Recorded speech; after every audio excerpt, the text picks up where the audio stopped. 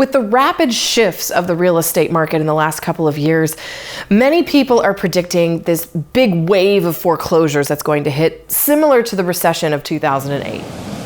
I think those people are wrong. And it starts with the fact that there are some stark differences between today's market versus the market of 2008. When comparing today's market to the market of 2008 and its aftermath, there are some things that are mirroring, but what I think is most important is to look at the real hard numbers. The first major thing that we're seeing that's different this time is that homeowners, for the most part, aren't in as much trouble. Over 9 million homes were short-saled, foreclosed, or given back to the bank in the last major housing crisis. This was due in no small part to the very lax lending standards of the early 2000s. People were able to get loans on houses they simply couldn't afford. And then when the market crashed, they weren't able to sell them and got in real trouble, which led to a wave of distressed properties hitting the market that skyrocketed inventory and plummeted prices. And fortunately, we've learned our lesson. In fact, whenever I'm working with buyers who purchased a home prior to 2008 and are looking to purchase another home now, I often get complaints about what a pain it is to do financing. But it's a good thing, because what we're doing now is really making sure that people actually qualify and can pay for the mortgage that they're seeking. And that is what has been keeping people out of major trouble. In the last 2 years, we've had historically low rates of foreclosure. And as you look at this graph, you can see recently there's been a slight uptick in the number of foreclosures, but overall, these numbers are drastically low compared to the foreclosure numbers we saw in 2008, 9, and 10.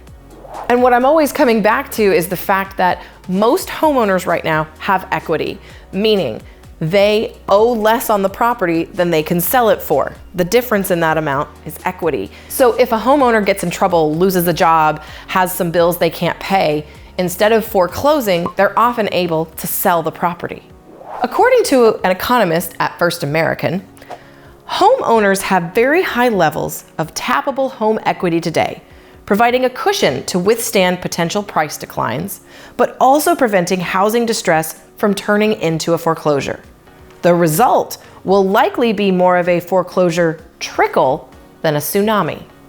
A recent report from ATTOM explains this by going even deeper into the numbers. According to the report, only about 214,800 homeowners were facing possible foreclosure in the second quarter of 2022, or just 0.4% of the 58.2 million outstanding mortgages in the US. Of those facing foreclosure, about 195,400, or 91% of them, had at least some equity built up in their homes. And I don't mean to make light of those people who had trouble. It's a really serious thing and I wouldn't wish it on anybody. But as we're looking at the economy as a whole and at the housing market as a whole, what we have to see is the true data. Yes, a headline could say foreclosures are up, because they are, but historically they're still so low. And of those who were in foreclosure, 91% of them had enough value in their home to be able to sell and avoid giving the house back to the bank. So as headlines spout about rising foreclosure numbers, remember, context is everything. Yes, foreclosure rates are higher than they were this time last year, but they are still so historically low that a massive wave of foreclosures is not on the horizon. If this is bringing up more questions than answers, that's what I'm here for.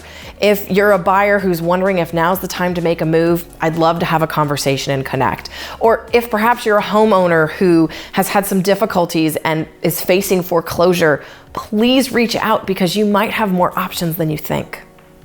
Equity or value is one of the main reasons to own a home.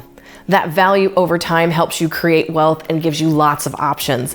So if you're wondering exactly how a home equity can work best for you, let me help you understand the top 3 ways to use it. I'm Lindsey Johnson, your resource for all things real estate. See you next time.